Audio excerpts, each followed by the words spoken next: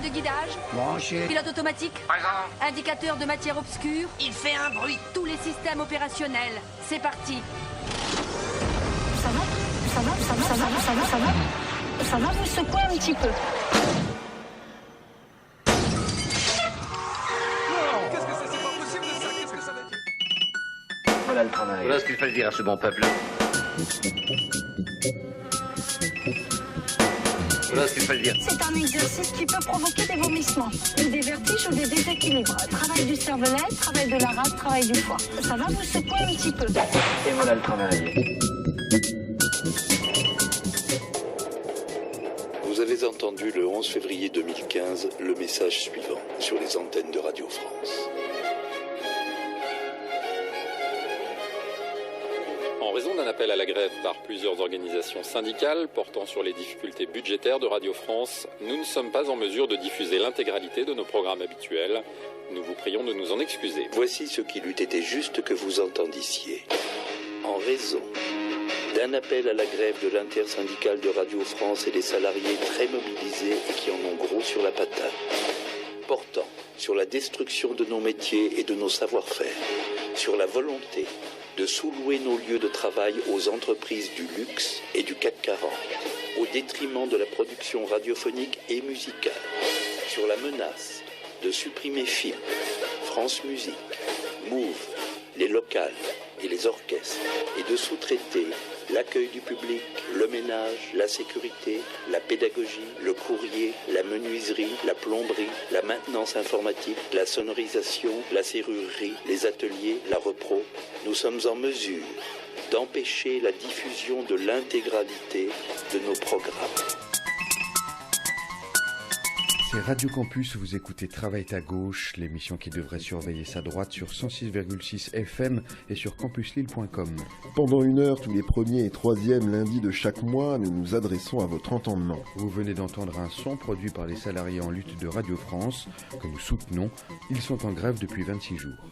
Le rassemblement Front de Gauche Europe Écologie Les Verts, vu lors des élections départementales qui viennent d'avoir lieu, ça nous travaille. Les verts sont-ils devenus rouges et les rouges risquent-ils de revenir aux errances de la gauche plurielle ?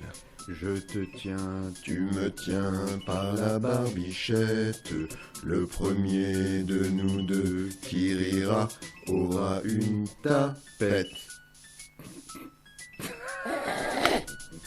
Pour y penser, nous entendrons Pierre-Henri Lab de l'Humanité Dimanche, Olivier Dussard du nouveau parti anticapitaliste, Yvon Sprier apparenté Vert, on dit Europe Écologie Les Verts, et Joseph Debelemester du Parti communiste français.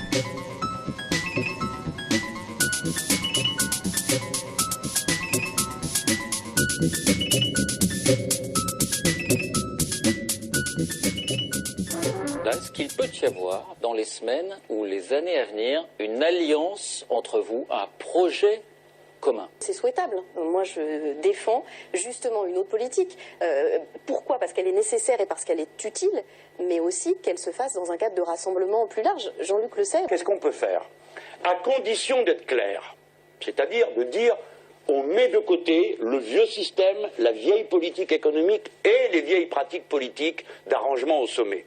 Si on marche à coups d'assemblée citoyenne sur le terrain et qu'on a une ligne de rupture, avec des propositions bien sûr, on ne sera pas forcément d'accord, il faudra faire des compromis, ça peut donner de l'enthousiasme et du courage. Parce que ce qui manque aujourd'hui, c'est ça, c'est du courage. Là, tu as raison. Pierre-Henri Lab, bonjour. Bonjour. Alors, je rappelle que vous êtes journaliste à l'Humanité. L'Humanité Dimanche, oui. À l'Humanité Dimanche. Et alors, vous nous faites le plaisir, l'honneur et l'avantage régulièrement à l'issue des élections françaises de nous proposer un petit bilan. Alors, qu'est-ce qu'on peut dire ? Le plaisir et l'honneur, ils sont pour moi. Je suis attaché à Radio Campus. C'est avec plaisir que je vous réponds et que je te réponde. Donc, alors, qu'est-ce qu'on peut dire globalement de quel bilan un communiste peut-il tirer de ces élections départementales ?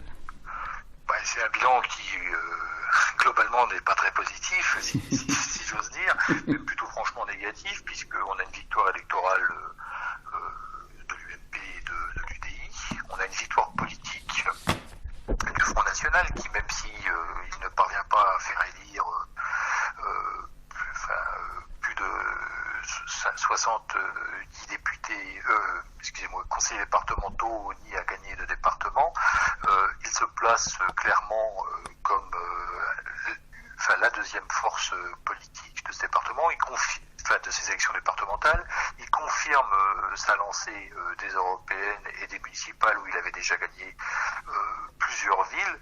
Il se retrouve quelque part au cœur du débat politique, y compris avec ses propositions, ses thèmes, et qu'il impose petit à petit dans le débat au détriment des préoccupations d'ailleurs et des problèmes et des problématiques de nombreux de nos concitoyens, puisqu'on parle beaucoup d'immigration, on parle beaucoup d'insécurité, on parle beaucoup de ce genre de choses, on parle très peu de l'emploi, du gâchis que représentent les politiques sociales aujourd'hui, notamment je pense au pacte de responsabilité et ces dizaines de milliards de cadeaux au patronat sans aucune contrepartie, sans aucune création d'emploi. On ne parle pas pendant ce temps-là des salaires, etc., etc. Donc de ce point de vue-là, c'est une catastrophe pour tous les progressistes, c'est une menace claire pour la démocratie, et puis pour la gauche, c'est un revers, singulièrement pour le Parti socialiste qui perd la moitié des départements qu'il gérait, puisqu'il passe avec ses alliés de 61 départements à 28, 30 si on considère ceux qui sont présidés par un radical de gauche.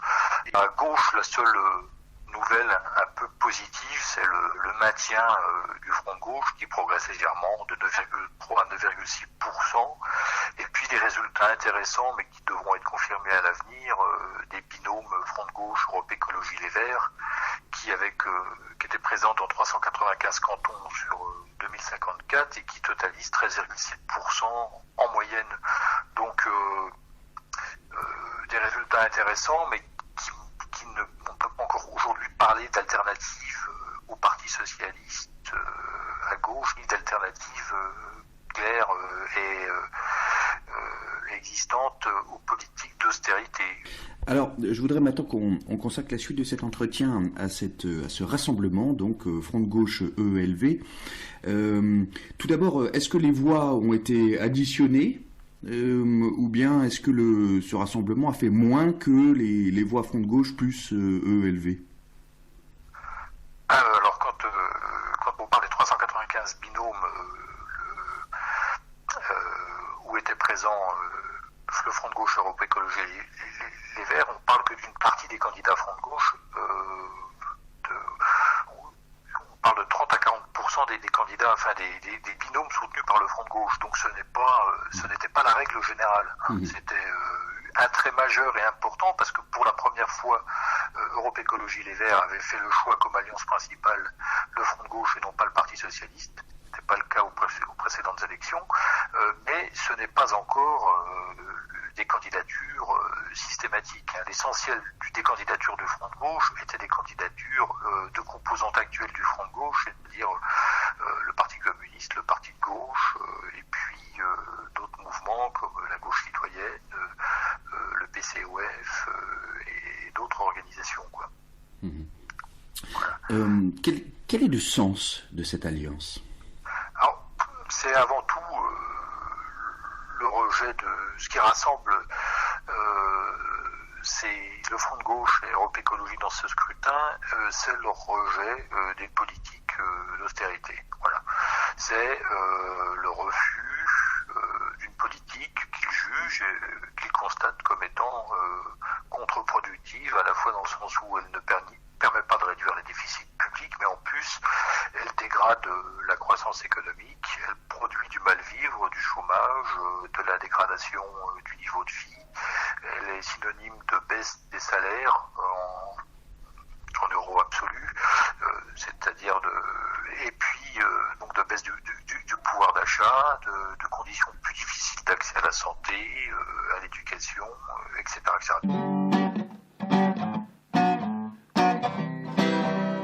Bonjour. on est perdu, on croit plus rien. Même les vieux, ils ont capté qu'en fait notre président, c'est pas lui qui dirige vraiment, que nos vrais chefs, c'est des banquiers qui ont réussi mieux que lui. Et c'est pour ça, droite ou gauche, ça reste plutôt à droite. Ça fait un peu penser au rejet de la politique de Sarkozy. Il y a un parallèle à faire là, en fait. Il y a des gens qui se rassemblent là pour contre, mais il n'y a rien pour. Alors il n'y a pas de projet alternatif commun. Alors voilà, le problème, c'est que pour reprendre la main à gauche, il faudrait être en capacité de séduire les abstentionnistes de gauche, qui sont sans doute les plus nombreux parmi les abstentionnistes du premier tour.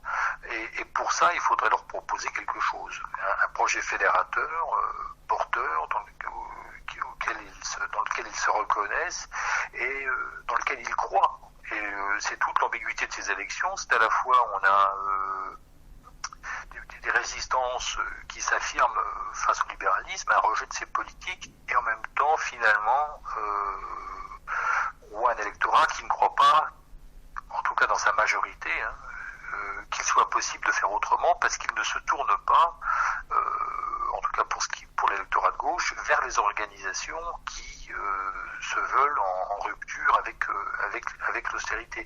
Donc c'est toute la clé du problème, quoi. Est-ce que le Parti communiste, le Parti de gauche, Europe Écologie Les Verts sauront se rassembler pour proposer dans les prochaines semaines un programme politique, un projet politique qui réponde aux attentes de cet électorat de gauche qui a été déçu par Hollande et Valls aujourd'hui. Alors là, il y a beaucoup de chemin à parcourir parce que il y a des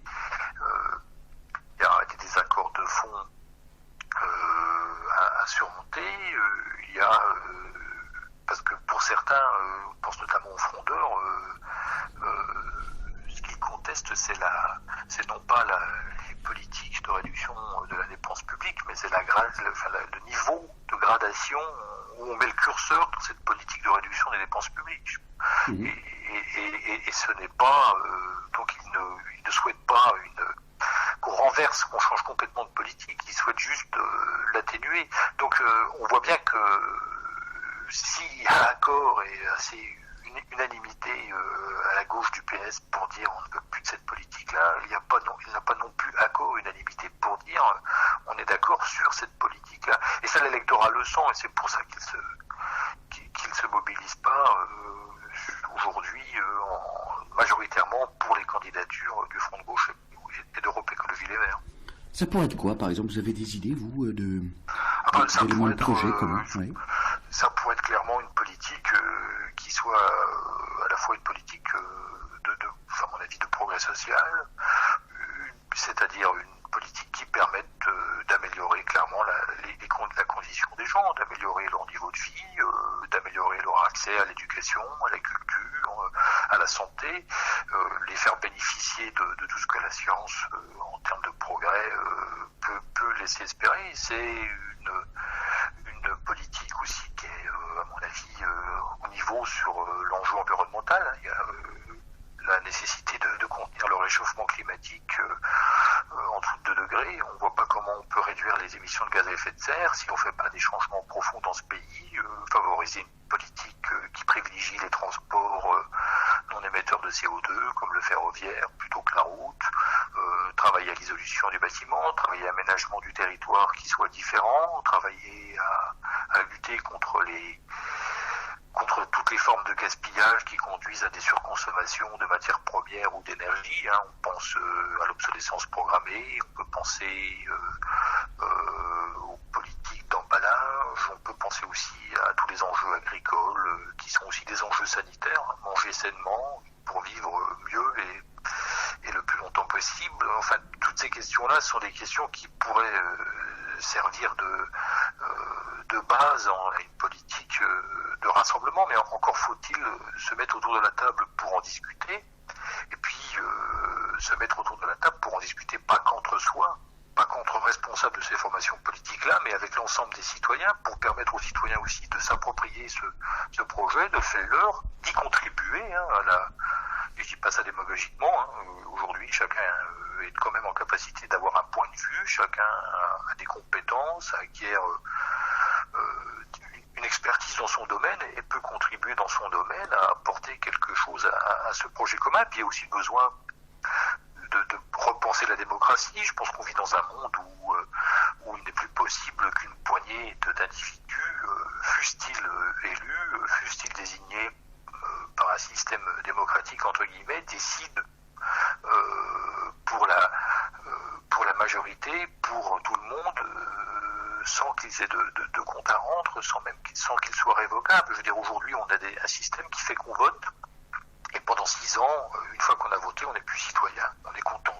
Enfin, on doit se contenter de regarder, on peut éventuellement descendre dans la rue, mais on n'a aucun moyen institutionnel qui permette de dire attention, vous faites fausse route, etc., etc. Et le seul moyen pour que les choses changent, c'est que ceux qui sont intéressés au changement en soient pleinement les acteurs. Et tout ce trajet-là, il reste à faire aujourd'hui, parce que prenez les principaux partis qui composent par exemple le Front de gauche, que ce soit Jean-Luc Mélenchon, il fait de la politique depuis bientôt 40 ans. Ce qui est valable pour Jean-Luc Mélenchon est valable aussi pour des responsables communistes, des élus communistes qui parfois sont parlementaires depuis 20 ou 30 ans, ou exercent des responsabilités dans ce parti depuis 20 ou 30 ans, ce qui n'enlève rien à leur qualité personnelle, encore une fois, mais il y a besoin de renouvellement, il y a besoin de partis politiques qui soient à l'image de la population telle qu'elle est aujourd'hui. On peut plus, on peut pas prôner le changement dans la société si soi-même on ne le met pas en œuvre. On n'est pas crédible, et je crois que les organisations du Front de gauche, elles ont aussi un effort à faire en termes de renouvellement, de démocratie interne et de souveraineté populaire, dans le sens où permettre à chacun d'être décideur de son destin. Donc je pense que c'est tout ça qu'il faudrait remettre en cause, et ils ne le font pas. Donc voilà. Dans notre manière de faire de la politique et à travers nos candidatures, c'est aussi des citoyens. Il se trouve que nous sommes des salariés ou des demandeurs d'emploi, des personnes qui connaissent la vie de tous les jours, et on cherche aussi à vaincre cette méfiance et ce manque de confiance vis-à-vis des politiques à travers notre rassemblement. On vient d'entendre Pierre-Henri Lab, journaliste à l'Humanité Dimanche, puis Hugo Vandamme, candidat Front de Gauche Europe Écologie Les Verts au départemental 2015 sur le canton de Lille 5. On vous propose maintenant d'entendre Olivier Dussart, militant du NPA à Lille. Vous êtes sur Radio Campus. Bonjour Olivier Dussart. Bonjour Jean-Jacques. Alors, on t'a souvent ici à Radio Campus pour Travaille ta gauche, et là, les élections départementales viennent de passer. Je voudrais avoir ton sentiment et le sentiment du NPA plus généralement sur ces élections. Le premier élément par rapport à ces élections, c'est l'abstention très importante. On a un électeur sur 2 qui ne s'est pas déplacé, et c'est une abstention qui, comme d'habitude, a une forte connotation en termes de classe sociale, puisque ce sont les catégories les plus populaires, et notamment le précariat qui ne s'est pas rendu aux urnes, et donc ça renvoie à une désillusion et une absence de perspective pour ces électeurs par rapport à la politique, puisqu'ils constatent que la droite et la gauche se succèdent pour toujours mener des politiques libérales qui sont contraires à leurs intérêts, et donc du coup ils ne voient pas de raison effectivement de participer à des élections. C'est le premier élément. Le deuxième élément, c'est que ces élections traduisent un désaveu bien sûr pour le Parti socialiste, qui se retrouve à un niveau extrêmement faible, et que par ailleurs cet effondrement du Parti socialiste profite finalement assez peu à la droite, qui fait un score aussi assez modeste si on compare par rapport aux élections cantonales précédentes, et par ailleurs profite très très peu également aux autres forces politiques de gauche, notamment Europe Écologie Les Verts et le Front de gauche, qui font des scores qui sont plutôt en deçà des scores qu'ils avaient fait lors des élections cantonales de 2011. Reste le Front National. Et reste le Front National, j'allais y venir, puisque c'est certainement le grand vainqueur de cette élection, puisqu'il obtient son score électoral le plus élevé en fait, et en plus dans une élection locale. Donc il va pouvoir continuer à développer son ancrage local, et ce qui peut lui permettre en fait de reconstituer un appareil militant avec un maillage territorial, ce qui n'a plus forcément depuis la scission avec les mécrétistes en 1998. Et donc le succès du Front National est dû à sa capacité à apparaître comme une opposition donc au système UMP-EPS, ce qui lui permet d'avoir une audience dans les milieux populaires. Qui est une complète escroquerie de sa part, puisqu'en fait, il est le pire ennemi du monde du travail, puisqu'il entend opposer les salariés selon leurs origines, alors qu'au contraire, il faut que ceux-ci soient unis dans leur lutte contre le patronat et la bourgeoisie, et que par contre, et par ailleurs, il n'entend absolument pas nuire aux intérêts du patronat, surtout du patronat français. C'est pour ça notamment qu'il ne parle pas d'augmenter les salaires, puisque pour lui, il ne faut absolument pas augmenter le coût du travail, c'est ce qu'il explique dans son programme.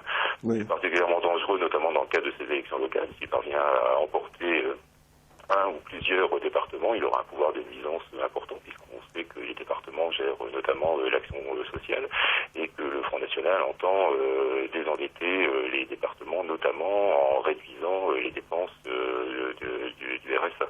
Et quand on voit ce que font les maires Front National dans leur mairie, on voit qu'il y a dans plusieurs mairies des augmentations des frais de cantine, des augmentations des frais de transport scolaire, l'arrêt de subvention pour des associations d'aide aux devoirs. Donc on voit effectivement leur puissance, leur pouvoir de nuisance, et c'est ce qui conduit le NPA à appeler à voter contre le Front National au second tour lorsqu'il y a une liste de gauche. Quoi qu'il y ait en face, quoi qu'il y ait en face, on appelle à voter contre le Front National. Quand il y a une liste de gauche en face. Quand il y a une liste de gauche en face. Oui, c'est pas le Front Républicain. D'accord, ok. Ah, vous vous démarquez de cette manière-là. Tout à fait. Alors, à l'occasion de ces élections, on a vu un élément intéressant, ou peut-être pas, en tout cas à signaler, cette alliance entre le Front de gauche et Europe Écologie Les Verts à certains endroits, dans de nombreux cantons en France. Qu'est-ce que vous en pensez, vous, pour le NPA ? Comme vous l'avez dit, c'est effectivement dans certains endroits, puisque le Front de gauche a adopté une position à géométrie variable. Tantôt, il était allié avec le Parti socialiste, tantôt il partait sur des listes Front de gauche, et tantôt il faisait des alliances avec Europe Écologie Les Verts, et il pouvait mener ces trois tactiques électorales au sein d'un même département ou au sein d'une même commune. On a l'exemple sur l'île où il y a eu deux choix d'alliance qui ont été faits. Ce qu'on peut constater, c'est que ces élections sont un échec, en fait, pour le Front de gauche et pour Europe Écologie Les Verts, quelle que soit la configuration des listes qui ont eu lieu. Sauf exception à Lille, notamment. Même ça peut être fortement nuancé, parce que si on fait le total des voix Verts plus Front de gauche en 2011, on est à 25%. Et là, on est plutôt vers 20%. Donc, on peut parler d'une augmentation, c'est même une perte substantielle d'une partie d'électorat. Donc, je pense qu'il y a absolument... donc, il faut rappeler qu'en 2011, les Verts et le Front de gauche avaient fait chacun 8% au total au niveau national. Donc, on voit qu'on est plutôt en deçà à l'occasion de cette élection. Donc, c'est pas une tactique, en fait, qui est payante électoralement, et en tout cas, c'est une tactique qui est complètement illisible, et de la part du Front de gauche, qui n'est absolument pas à la hauteur des enjeux. Et sur le fond politique, est-ce que vous avez des critiques à apporter à cette alliance ? Oui, j'ai des critiques à aborder, puisque nous, ce qu'on défend, c'est qu'il ne faut pas laisser le champ de l'opposition au Front National, et qu'il faut permettre l'émergence d'une opposition de gauche au gouvernement et à son alliance avec le MEDEF. Et force est de constater que le Front de gauche ne s'est absolument pas inscrit dans cette dynamique, pour plusieurs raisons. D'une part, parce qu'une de ses composantes, le Parti communiste, fait partie des exécutifs avec le Parti socialiste dans les conseils généraux. On peut notamment penser au Conseil général du Nord, parce que le Parti communiste s'est par ailleurs allié avec le Parti socialiste dans un certain nombre de cantons. Et enfin, il y a eu les alliances que vous évoquez avec Europe Écologie Les Verts, alors qu'Europe Écologie Les Verts n'a absolument pas clarifié sa position par rapport à la majorité présidentielle, ou plutôt il continue à affirmer qu'il fait partie de la majorité présidentielle, et c'est même par rapport à sa participation gouvernementale que sa position n'est absolument pas claire, puisque son Parlement doit se prononcer prochainement sur un éventuel retour au gouvernement. Donc on est très très loin d'une démarcation, d'une indépendance par rapport au Parti socialiste qui permettrait d'affirmer la possibilité et la nécessité d'une politique alternative, ce qu'on fait par exemple dans l'État espagnol Podemos et en Grèce Syriza. Même ma mère, elle a capté que la crise n'existe pas, que c'est l'invention de certains gros riches pour vendre nos usines aux Chinois. Et elle dit qu'on gagne les élections comme on vend des yaourts, simplement en passant à la télé tous les jours. Tout le monde a compris que les infos, ça sert juste à nous faire peur, en nous montrant la merde des autres pour qu'on se contente de la nôtre. Alors vous les beaux costards qui décidez de notre sort, ne nous laissez pas comme ça fait trop peur, faites un effort. Et alors le NPA, où est-ce qu'il était dans ces élections? Est-ce qu'il était représenté? Si oui, quel résultat? Le NPA il a été très présent dans ces élections pour des raisons financières. Donc ouais. on est une force qui a une influence assez modeste et qui a des finances qui sont encore plus mal loties que son influence. Donc du coup, nous n'avions pas les moyens de nous présenter à cette élection. Donc du coup, l'orientation que nous défendons, qui est celle d'une opposition de gauche et d'une alternative politique en rupture avec le libéralisme, n'a pas pu être défendue pendant ces élections. Et donc on entend continuer notre travail d'agitation politique autour de nos lignes programmatiques, annulation de la dette, réduction du temps de travail, augmentation des salaires, réforme fiscale radicale et transition énergétique. Et notamment, ce qu'on pense, c'est que ça, il va falloir le porter dans les luttes sociales à venir.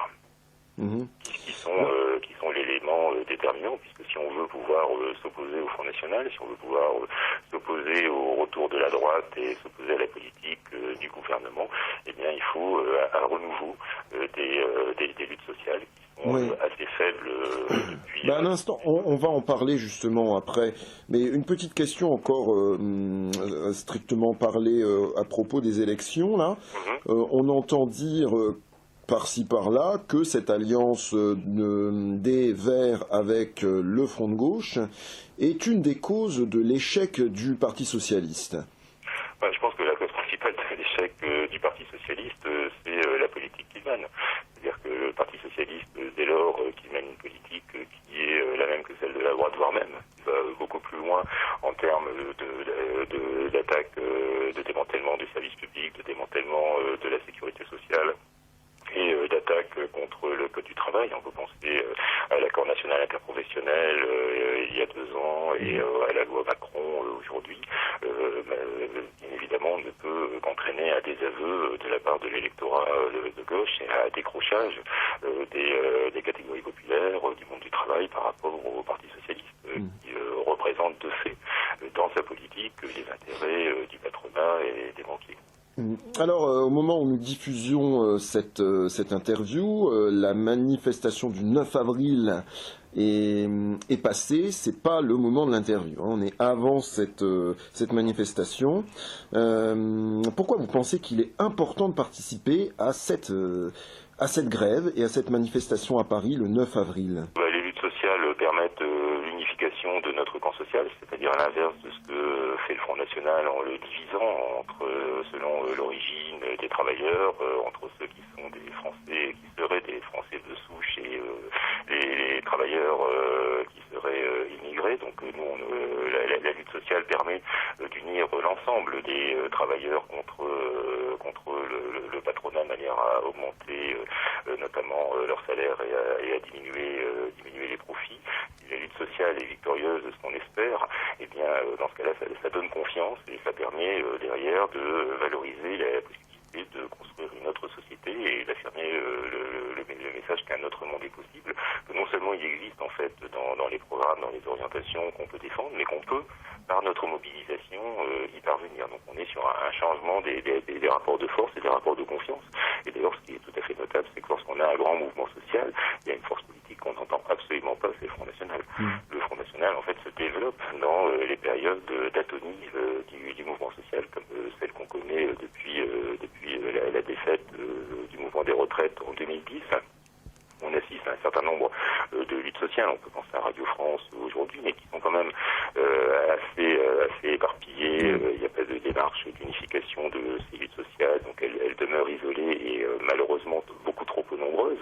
Là, c'est un climat qui permet le développement du Front National. Donc c'est le meilleur moyen de lutter contre le Front National, c'est de montrer qu'on peut faire quelque chose d'autre, qu'on peut faire une autre politique et qu'on peut gagner par notre rapport de force tous ensemble. Merci beaucoup Olivier Dussart, qui parlait pour le NPA, nouveau parti anticapitaliste. Au revoir. Au revoir.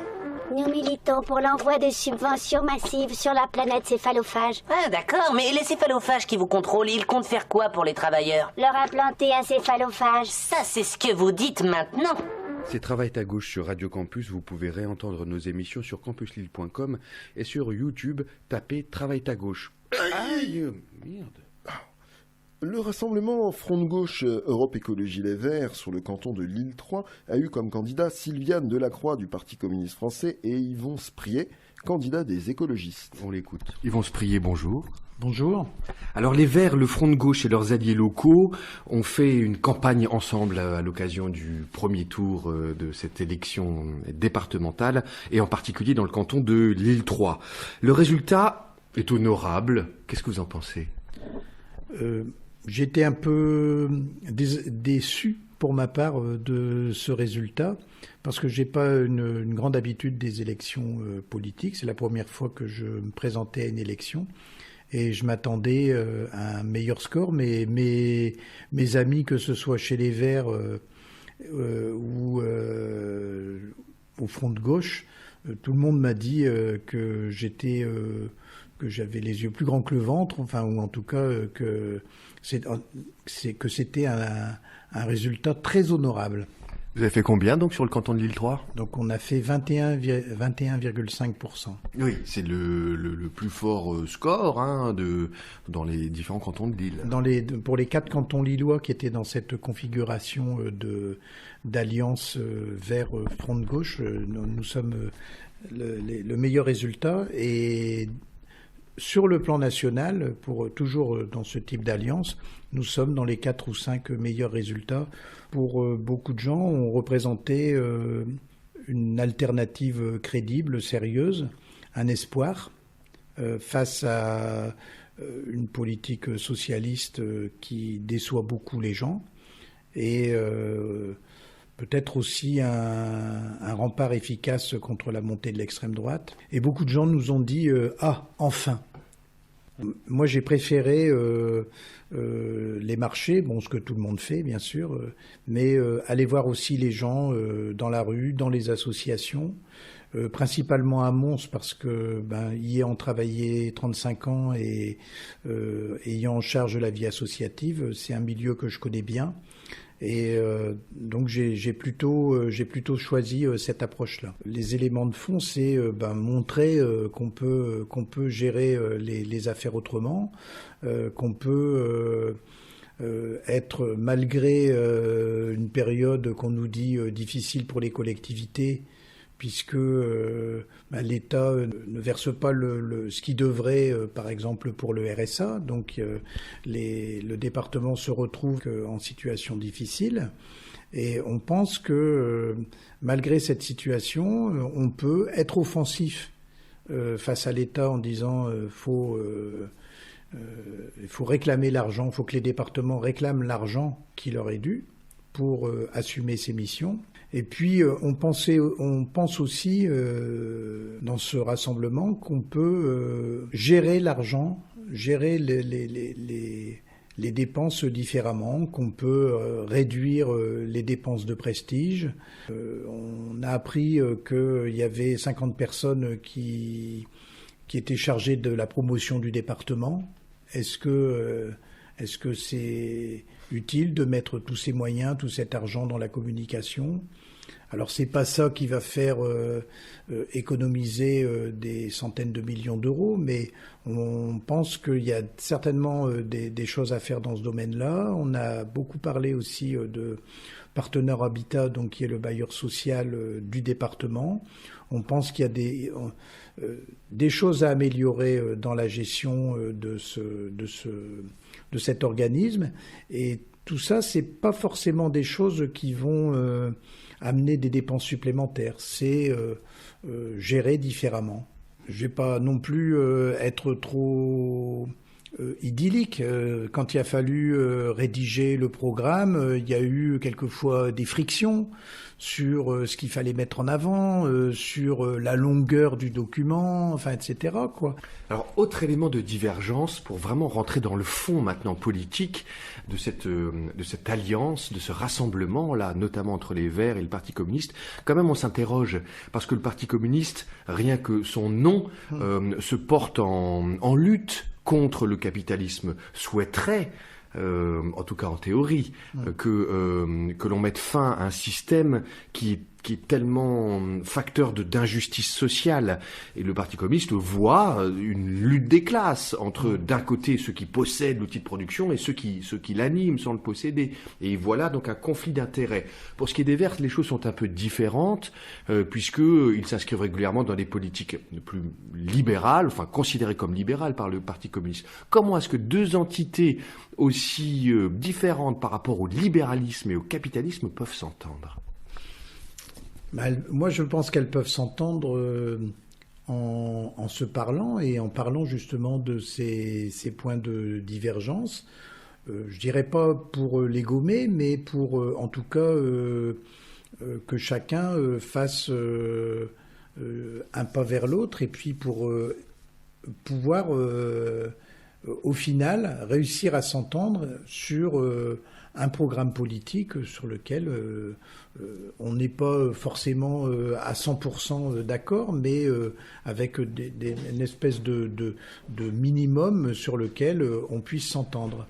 Et c'est vrai que moi j'ai beaucoup entendu dire pendant la campagne, que les communistes sont productivistes, qui sont pro-nucléaires, ce à quoi Sylviane Delacroix a répondu j'ai pas de voiture, j'ai pas de smartphone, j'ai pas de baignoire dans mon appartement, j'ai une douche. Enfin, c'est donc les idées reçues qu'on peut avoir sur les écolos, tous à vélo qui consomment pas, et les communistes qui sont d'affreux productivistes. Enfin, je pense qu'il y a là, en tout cas, on a vécu, nous, sur le terrain, on a pu vérifier que les idées reçues qu'on pouvait avoir sur les uns et les autres n'étaient pas forcément conformes à la réalité. Manipulez-nous mieux, manipulez-nous mieux. Construisez vos piscines en fermant toutes nos usines. Mais putain, faites-nous rêver, faites-nous croire que vous nous aimez. Manipulez-nous mieux, manipulez-nous mieux. Servez-vous dans nos frigos, nos impôts c'est déjà cadeau. Mais faites-nous croire qu'il y a des martiens, ça fera moins peur que croire en rien. Est-ce qu'il faut soutenir des ouvriers en grève, par exemple d'une usine d'automobile qui fabrique des objets polluants en polluant? Il faut les soutenir quand même? Vous faites quoi là? Oui, je pense que si on était dans une société où on avait le pouvoir, il y aurait certainement des choix difficiles à faire, mais il y aurait aussi, je pense, des réorientations sur le plan économique. Il y a plein de... moi, je pense qu'il y a des gisements d'emplois qui sont actuellement inexploités et qui, dans le domaine de l'isolation des logements, qui seraient à la fois créateurs d'emplois et qui seraient à la fois bons pour la planète. Alors, terminons sur l'avenir maintenant, l'avenir de ce rassemblement, là, Front de Gauche, Europe Écologie. Ce rassemblement a un avenir selon vous? Moi, j'espère bien que ce qui s'est construit, ce qui a démarré aux élections cantonales va perdurer. Parce que je trouve que on a quand même fait la preuve, d'abord que ça répondait à une attente des électeurs. Et puis, on a aussi fait la preuve que sur le plan de la construction du programme qu'on a proposé aux électeurs et sur le plan de la façon d'animer la campagne, ça a fonctionné. Donc, moi, j'espère bien que tout en gardant chacun ses spécificités, il n'y ait pas question de demander aux uns et aux autres de renier ce qui fait un peu le fond de leur pensée politique, mais qu'il faut continuer à se parler et continuer à construire des choses ensemble. Est-ce que finalement cette alliance n'a pas pu se produire par un concours de circonstances parce qu'il n'y avait plus de ministre écolo au gouvernement et que ça va revenir dans pas longtemps? C'est la preuve qu'il faudra faire, c'est-à-dire faut que les Verts, Europe Écologie Les Verts se clarifient clarifie sa position par rapport à cette entrée ou pas dans le gouvernement. J'ai lu quelque part que des personnalités chez les Verts étaient tentées pour entrer au gouvernement. Donc, est-ce qu'ils vont y entrer à titre personnel? Mais c'est sûr que si les Europe Écologie Les Verts est de nouveau présent dans le gouvernement, ça risque de faire très mal à cette alliance qui vient de se construire.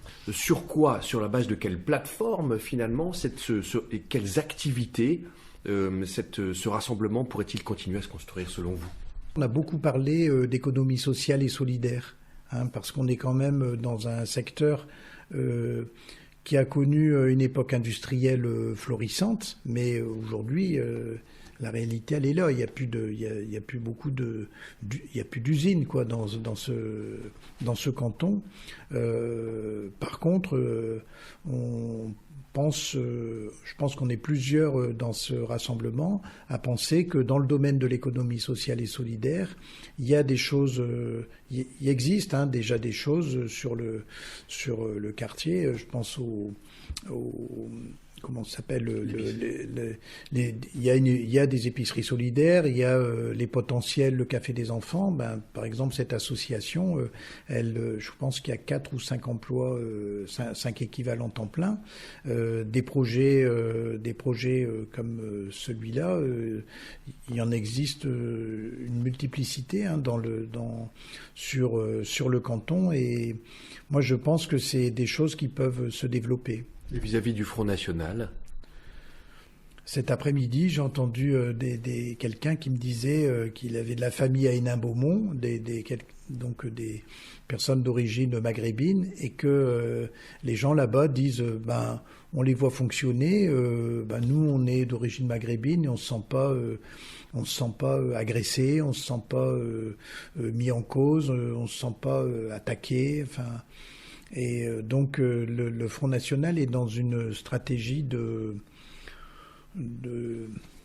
licitude, de banalisation, montrer et c'est pas du tout un parti comme les autres, donc ça faut attaquer ça frontalement. C'est le cas de le dire. La destruction des conquêtes sociales et la destruction de l'environnement sont les deux faces d'une même médaille, qui est la course au profit, inséparable du mode de production capitaliste. Et il faut y opposer un projet et une stratégie écosocialiste qui satisfont les besoins sociaux dans le respect de l'environnement qui nous entoure. On vient d'entendre Yvon Spry et Daniel Tanuro, militants écosocialistes belges qu'on a interviewés il y a quelques mois. On peut retrouver l'émission sur YouTube. Vous êtes sur Radio Campus 106,6. Joseph de Molemester, bonjour. Bonjour. Je rappelle que vous êtes secrétaire de la section de Lille du Parti communiste français. Est-ce toujours exact? C'est vrai. Bien. Alors, nous sommes maintenant à plusieurs jours après le second tour des élections départementales. Vous qui êtes secrétaire lillois, quel bilan en tirez-vous? Pour revenir sur les résultats strictement lillois, les élections départementales, comme partout, la première remarque qui peut être faite, c'est qu'elles ont été marquées par une forte démobilisation de l'électorat lillois, qui touche spécifiquement les quartiers populaires qui sont les plus frappés par la crise. On a des taux d'abstention à Lille qui font des pointes à 78-79% sur certains bureaux de l'île Sud ou du Faubourg de Béthune. Et donc, on commence à retrouver d'élection en élection une démobilisation des gens qui ne se retrouvent plus dans des politiques d'austérité qui n'améliorent pas leur quotidien et de façon générale qui se démobilisent par rapport à des questions d'action politique, y compris au plan local. Deuxième chose, sur ces élections, donc sur Lille et environ, Lille était concernée par 6 cantons qui comprenaient des partis plus ou moins importantes de l'île, certains étant associés à d'autres communes. Je pense à Mont-Saint-Barreuil qui était associé au quartier de Fives et à Hélène, à Ronchin qui votait avec l'île Centre, l'île Moulin, etc. Donc sur ces cantons, on voit au deuxième tour les candidats sortants du Parti socialiste qui sont sans surprise confortés au deuxième tour dans des cantons dont le découpage avait été plus ou moins taillé pour eux. Et quelque chose qui n'est pas anodin, une progression en score et en voix de l'extrême droite sur l'île. Donc on voit qu'il y a une tendance nationale qui est également observable à Lille, puisque l'extrême droite progresse de 4%. Ce qui s'explique comment, selon vous? Ce qui est frappant, c'est de voir que la carte de progression de l'extrême droite se superpose avec la carte de l'abstention, pratiquement. Elle coïncide à peu près fidèlement à cette carte. Il y a deux choses, c'est que on a eu une opération de mise en avant de façon médiatique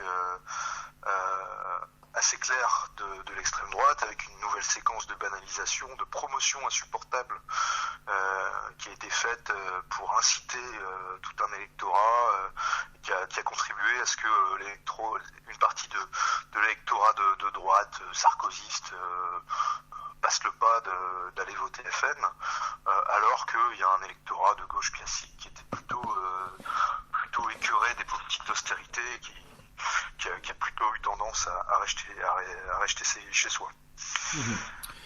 Alors, il y avait quelque chose de frappant dans cette campagne pour les départementales, c'est le rassemblement entre le Front de gauche et ELV. Oui, j'allais en parler pour la fin, j'en ai pas parlé.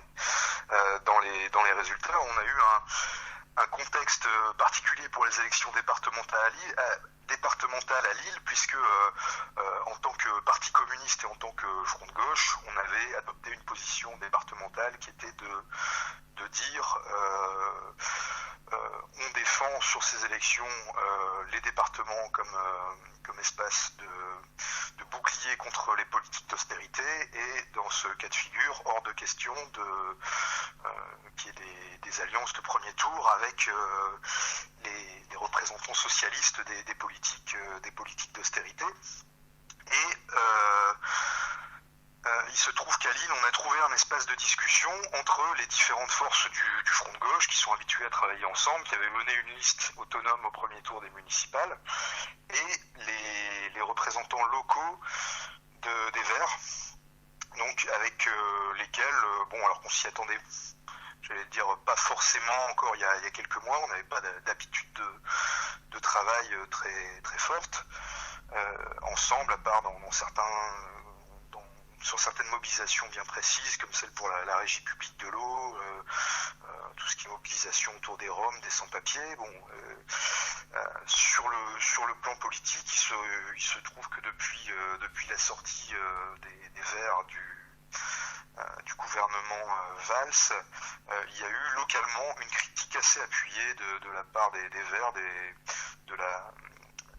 du tournant libéral du gouvernement Valls et des politiques d'austérité. Même les enfants dans les écoles demandent qu'à croire cette histoire, que si au pays des barbus, il y en a qui nous veulent pas du bien, c'est juste à cause d'une religion, et donc ça n'a aucun lien avec les militaires qu'on leur envoie régulièrement pour leur bien. Manipulez-nous mieux, manipulez-nous mieux. Allez, juste un petit effort, on vous demande pas grand-chose. Vous savez aussi bien que nous qu'on n'a pas inventé l'eau chaude. Comment est-ce que, au sein de votre parti, le Parti communiste, vous avez décidé de ce rassemblement ?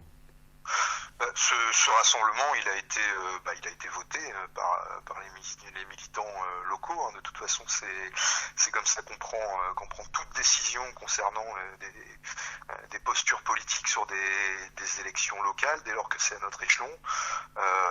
C'est un débat où, y compris, on a des arguments pour, des arguments contre, et ensuite on tranche. Ce qui a été déterminant dans ce débat, c'est aujourd'hui l'urgence de faire apparaître, alors qu'on nous balance le tripartisme comme horizon final de la politique, où il y aurait en gros la droite, l'extrême droite et les sociolibéraux, et puis rien d'autre, y compris c'est un horizon qui est construit par des manipulations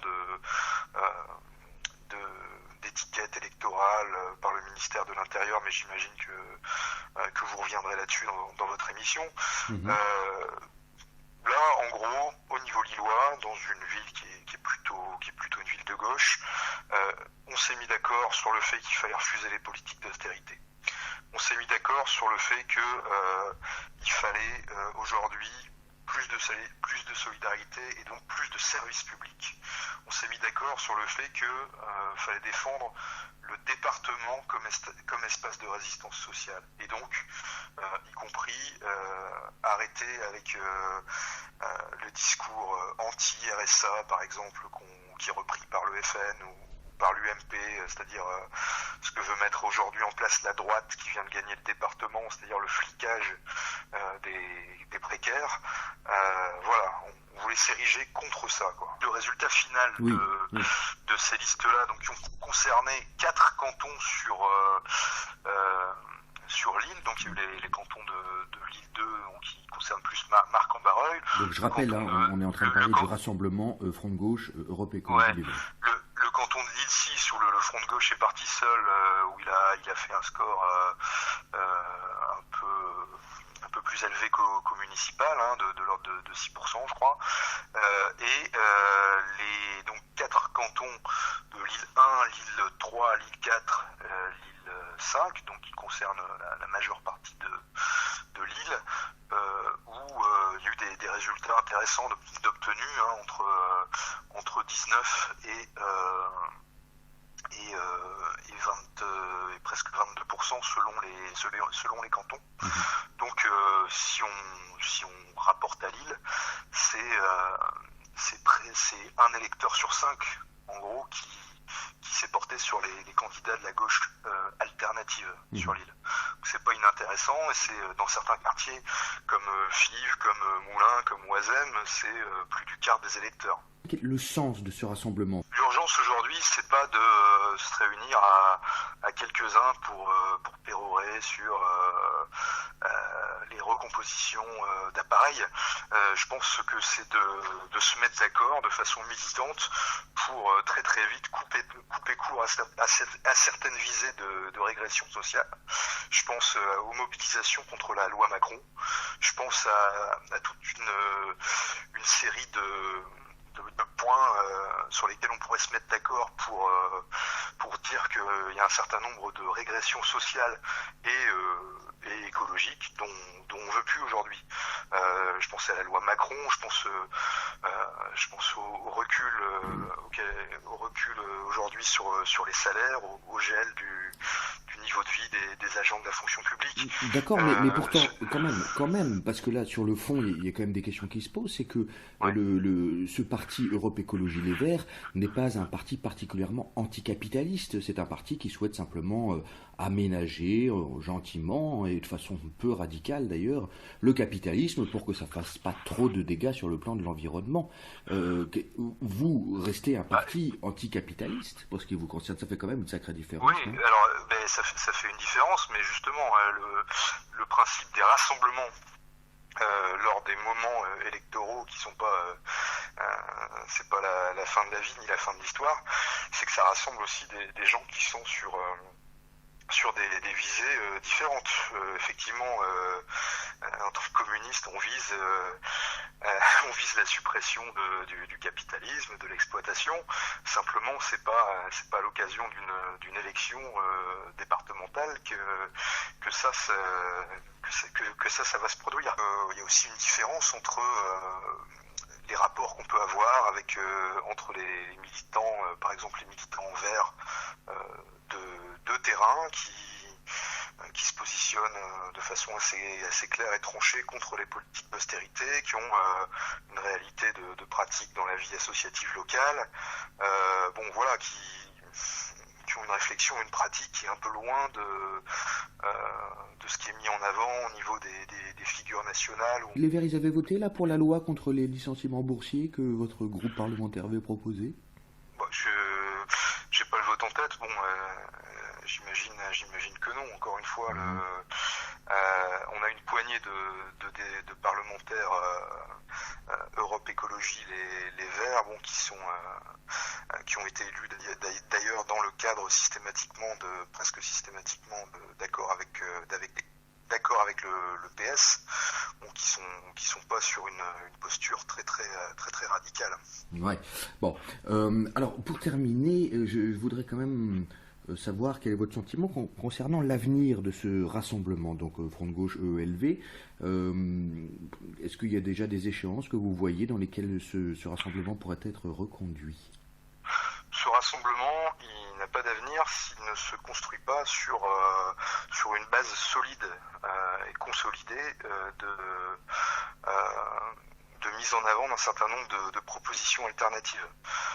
J'ai parlé de la question des salaires, on pourrait parler de la question d'exiger la fin des expulsions locatives qui viennent d'être mises en place depuis le 1er avril. Je pense que s'il y a quelque chose à construire ensemble dans un premier temps, c'est peut-être une base revendicative d'un certain nombre de propositions qui soient claires, qui soient lisibles, par rapport auxquelles les gens puissent se positionner, qui puissent être portées par une coalition de gauche alternative, quelle qu'elle soit. Si ça se fait sur cette base-là, effectivement, nous, on pourra débattre de ce qu'on fait pour l'avenir. La plupart d'entre nous, on aime bien se contenter de peu. On cherche pas à réussir et encore moins à diriger. On n'a pas très envie de passer à la télé et encore moins envie d'être reconnu dans la rue. La plupart d'entre nous, on saurait pas quoi foutre d'ayotte. On n'a pas l'intention de laisser notre nom dans l'histoire. On voit pas l'intérêt d'accumuler autant de milliards.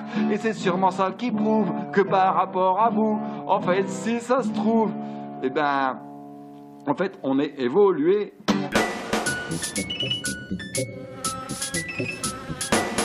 C'est un exercice qui peut provoquer des vomissements, ou des vertiges ou des déséquilibres. Travail du cervelet, travail de la rate, travail du foie. Ça va vous secouer un petit peu. Et voilà le travail.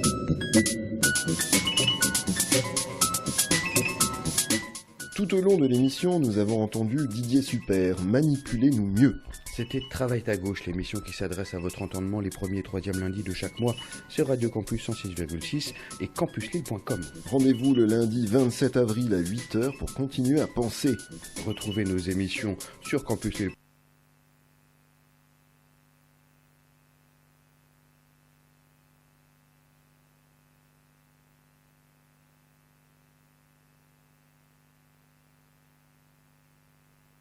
Et sur YouTube, tapez Travail ta gauche, mais pas trop fort. Oh, ça fait mal.